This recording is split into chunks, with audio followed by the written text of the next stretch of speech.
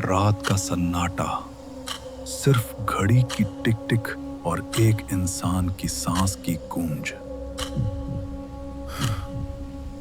शास्त्री अपने घर के कोने में था, आंखों में डर, हाथों में हल्की सी कांप। तभी घर की घंटी बजी। शास्त्री ने धीरे से दरवाजा खोला। जमीन पर एक छोटी कैसेट पड़ी थी, एक ऐसी चीज जो सिर्फ आवाज नहीं बल्कि खौफ का संदेश थी। उसने बिना सोचे समझे कैसेट उठाई और प्लेयर में डाल दी। हर बटन दबाया, जैसे उसके हाथ भी डर से कांप रहे हों। पापोहम, पाप कर्म, पाप आत्मा, पाप संभव। शास्त्री, तू भगवान का नाम बेचता है। तू पवित्र नहीं, तू सिर्फ पाप से बना है। और याद रख, पाप से भागकर तू भगवान से बच सकता है, पर मुझसे नहीं। कैसेट के शब्द उसके दिल को चीर गए।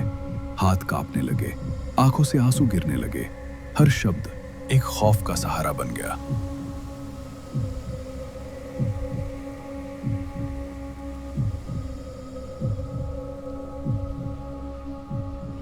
डिटेक्टिव मंदिर के हर कोने में सबूत ढूंढ रहा था, खून के दाग, टूटी हुई माला और निशान, पर हत्या का हथियार अब तक नहीं मिला। हर गवाह चुप, जैसे उनके होठों पर ताला लग गया हो। हर निशान एक कहानी कह रहा है, और कहानी का सच छुपा हुआ है। रात का सन्नाटा और डिटेक्टिव के अंदर का खौफ दोनों एक साथ बढ़ रहे थे।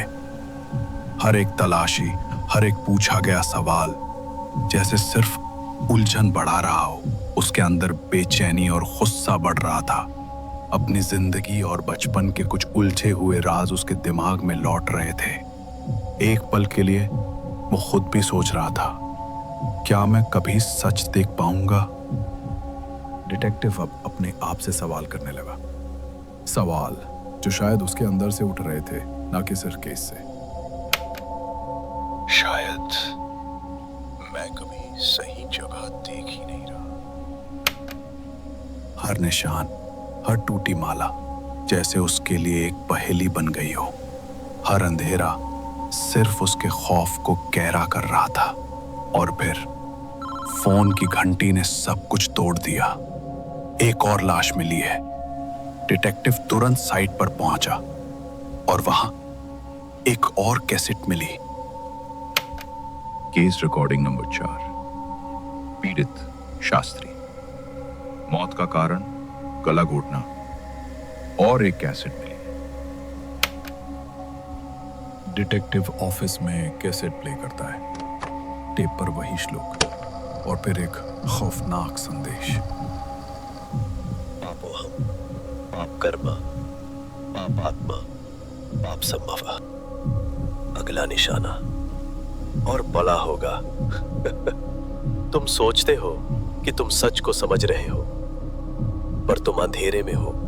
मैं सिर्फ कातिल नहीं, मैं तुम्हारी सोच तोड़कर तुम्हें सच के सामने लाने वाला हूं। जब तुम्हारा अंधेरा टूटेगा, तब असली सच, जो हमेशा छुपा रहता है, तुम्हारे सामने खड़ा होगा। समझ लो, मैं सिर्फ कत्ल नहीं करता, मैं इंसान के झूठे विश्वास को मिटाता हूं।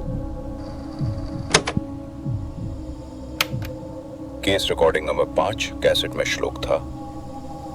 श्लोक कहता है, इंसान पाप से बना है, उसके कर्म पाप है और उसका सार भी पाप ही है, जैसे जन्म से अंतिम सांस तक। पाप इंसान का साया बनकर साथ चलता है। पर क्या हर पाप इंसान का अपना होता है, या कभी दुनिया खुद इंसान के सिर पर पाप का साया गिरा देती है? डिटेक्टिव अब उलझन के जंगल में फंस गया था। हर सबूत एक पहेली बन गया और गांव के हर कोने में एक नया खून लिखा जा रहा था।